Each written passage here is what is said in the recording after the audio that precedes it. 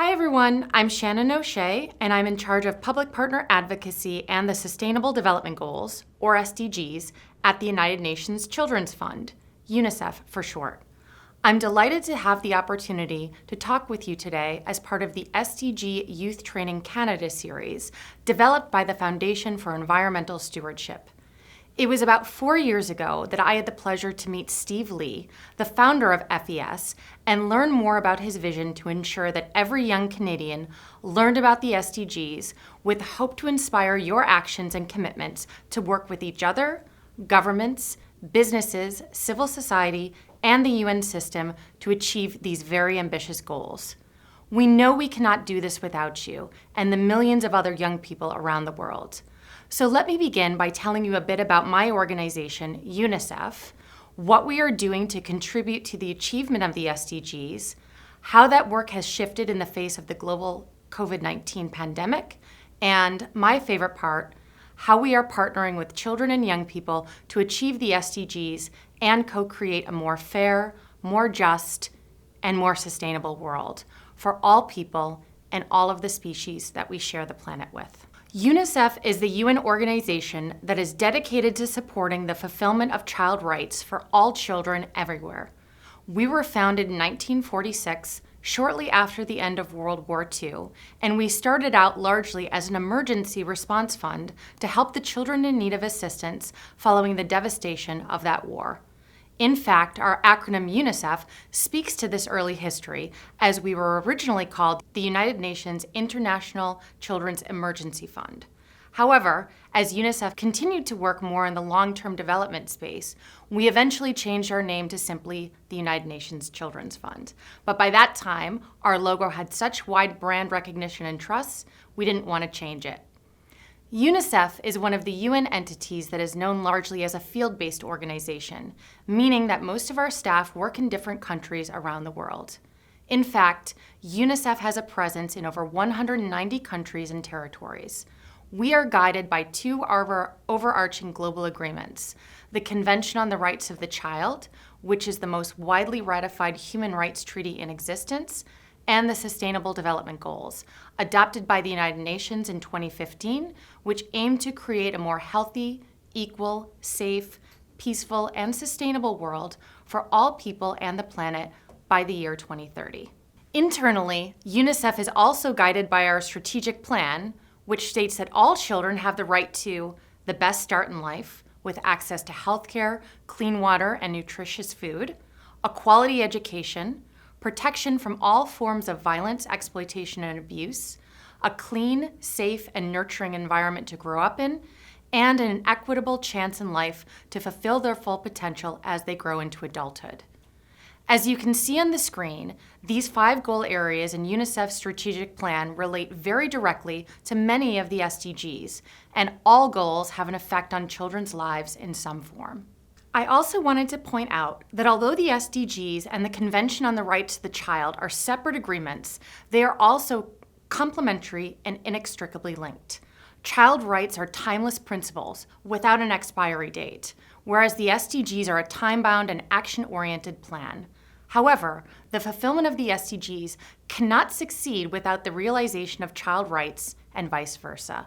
UNICEF is pleased to support governments and other stakeholder groups in realizing both child rights and the SDGs through our programmatic work, our partnerships excellence, and our policy advocacy efforts with governments, the private sector, civil society, and children and youth groups, as well as other stakeholders. Right now, I'd like to take us back to the beginning of 2020. On the one side, it was not only the start of a new year, but a new decade, where the UN Secretary General and member states had called for a decade of action to accelerate progress on the SDGs. It also followed a successful celebration of and recommitment to fulfilling the rights of the child, as in 2019 we commemorated 30 years since the adoption of the Convention on the Rights of the Child. Then, of course, the COVID-19 crisis shocked the world, causing untold human suffering, devastating economies, and crippling healthcare systems. The crisis has also demonstrated how immensely interconnected and interdependent we are as humans and as global citizens. The COVID-19 crisis has, rightly so, been focused on the immediate health crisis, treating the sick, ramping up testing, and practicing physical distancing, frequent hand washing, and other mitigation behaviors. But COVID is not only a health crisis, it's an education crisis, an economic crisis, a safety crisis, and a human rights crisis. But there is a silver lining. The world has been forced to pause and to reflect on whether or not our systems are fit for purpose and to examine our own behaviors. There's a window in time, right now, to consider how we build back better, a fairer, greener, and more equal world. In fact, the same solutions that are required to defeat COVID-19 are those that are needed for achieving the SDGs. Health systems that are fit for purpose, education, both online and offline, and that is reaching every child, social safety nets for the most vulnerable children and families, and access for all people to water, sanitation, and hygiene. I wanted to quickly outline 4 broad opportunities that we as UNICEF see that contribute to both the realization of the SDGs and the realization of child rights, especially in the context of COVID-19. First opportunity, making the case for investing in children as a central strategy for achieving all aspects of sustainable development, as well as mitigating the long-term risks of social and environmental progress being lost due to COVID-19. Governments are inevitably facing reality of finite budgets and tough choices in implementing the SDGs at local and national level, and that was before the economic shock of COVID-19. A significant risk of having such a large agenda like the SDGs is that governments are going to cherry-pick goals and targets and focus on those that they think are the most politically and economically advantageous. The Convention on the Rights of the Child provides the moral authority and normative framework for making the case for investing in children.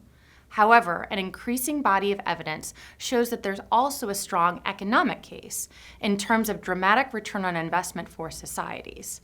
On the screen are a few examples of research that shows that investing in children makes good economic and fiscal sense.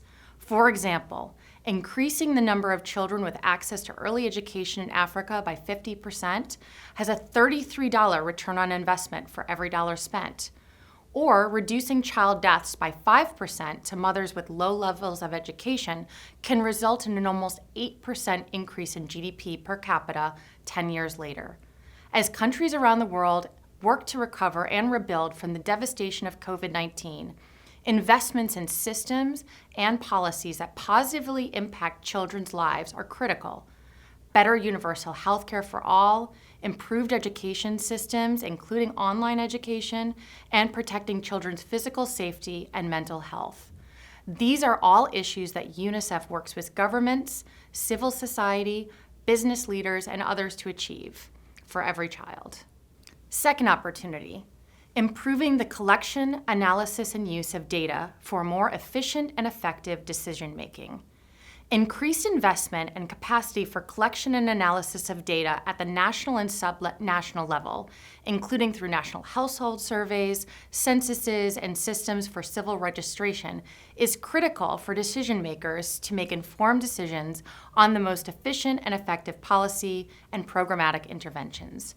The landscape of data collection is also rapidly changing, whereby new forms of data collection, including from real-time and participatory monitoring systems and big data analytics, can play an increasingly important role in providing the evidence of who is most in need and where they reside. Technology already has and will continue to play a major part in fueling the data revolution. I'd like to take you back to the year 2000, when the predecessor to the SDGs, the Millennium Development Goals, or MDGs, were first adopted. At that time, there was no Instagram, no Twitter, no Snapchat, no smartphones, and in fact, most of the world didn't have a mobile phone at all. Today, there are over 7 billion. We cannot even imagine all of the innovations on the horizon that will dramatically shape every aspect of our lives from now to the year 2030. How we harness these innovations for global good, including better collection and use of data, will be a major opportunity. For example, how wearable technology might be able to better track health and nutrition markers, not only for data collection, but for early warning and early action. Or how analysis of big data can track public sentiment on key issues, long before the human mind can see those patterns. We also need this data to better understand the most vulnerable children and families who are at an increased risk of falling into poverty, not receiving medical attention, or not having access to learning due to COVID-19. Third opportunity, working with new partners and working with old partners in new ways. Simply put, the SDGs will only be achievable through the daily actions of many. They are not something that any one stakeholder group will be able to deliver on their own, whether that be governments, the private sector, civil society, or the UN system. Therefore, partnerships are the glue for implementation. This must also go beyond the usual actors interacting in the usual ways. For example, with the private sector, sustainable development cannot be something that is either A, ignored, or B, tucked away in a corner of corporate social responsibility. Instead, it must be fully integrated into all the different lines of business and change the way that business is done. Paul Polman, the former CEO of Unilever and one of the most vocal business leaders in the SDG movement, said in a recent interview, quote, "At Unilever, we have hardwired sustainability into the heart of everything we do across the business. Our operations, innovations, our brands, and our whole philosophy. There is not just a moral imperative to be sustainable, but a clear business case too," end quote. In just this year alone, we have also heard from the biggest companies in the world, Apple, Microsoft, that they are making their supply chains completely sustainable and working towards being carbon neutral, or in the case of Microsoft, carbon negative, by the year 2030. The working ways of typical development actors like civil society organizations and the UN system must also adapt. In UNICEF, we are thinking about how we can best serve the countries where we have offices. In some cases, where governments have very little capacity, this might still be in service delivery areas like running vaccination campaigns or building schools. But what about in middle-income and high-income countries, where the government does have capacity? How can we ensure that we are best meeting the needs of the people in those countries and making a positive contribution? And how can we work with people in all countries, including high-income countries like Canada, so that all people are empowered to make lasting and sustainable change in their own lives? Academia also has a significant role to play in this area. Schools must be a major source for innovation, groundbreaking research, and critical examination of what works, what doesn't, where, and why. Fourth opportunity, fostering positive social movements through global awareness, action, and accountability. I chose to end with these 3 A's, awareness, action, and accountability, because I think there are so many opportunities here to do development differently, and that includes inspiring the public to take action on the goals, and young people are the drivers and the catalysts for this. I'd like to share a few examples of initiatives that UNICEF has been involved with bringing awareness and action to the global goals. One is the World's Largest Lesson, of which UNICEF is a founding and implementing partner. The World's Largest Lesson is a global initiative aimed at bringing the SDGs to the classroom through lesson plans, videos, comics, and other creative content available freely and in a multitude of languages for educators to download, use, or adapt for their classrooms. Another project that UNICEF is a founding partner on is something called Comics Uniting Nations, which aims to use the medium of comics to reach new audiences and children with the messages of the global goals. The project was launched at the New York City Comic-Con in 2015, and today we have some amazing comics that have been created by some of the most iconic names in the comics world. We have launched comics on issues like gender equality, climate change, ending the illegal wildlife trade, preserving oceans, and creating more equal and inclusive communities. We have also started an initiative called the SDG Activate Talks, which aim to bring together change makers from all walks of life to rethink and rework how we can deliver results for all children and our communities. These might be fashion designers, social media influencers, engineers, or artists, just to name a few of the types of people that have participated in our Activate talks. During the SDG negotiations, UNICEF did a number of consultations with young people, and something that we heard time and time again from all of you is that we needed to reach you and your peers through education, but also through entertainment. So we hope that through the World's Largest Lesson, Comics Uniting Nations, and the Activate talks, we are answering that demand and making the global goals come alive in a way that is compelling, relevant, and maybe even a little fun. I'd like to conclude with a message of hope from young people that continues to inspire me every day. All of us know that we stand at a crossroads in a very challenging world today. When describing the effects that COVID-19 has had on the work of UNICEF and other human rights and development organizations, I tend to use two words: an accelerant and a mirror. COVID-19 is an accelerant. It has rapidly sped up trends, behaviors, and social movements that were already in progress, both good and bad.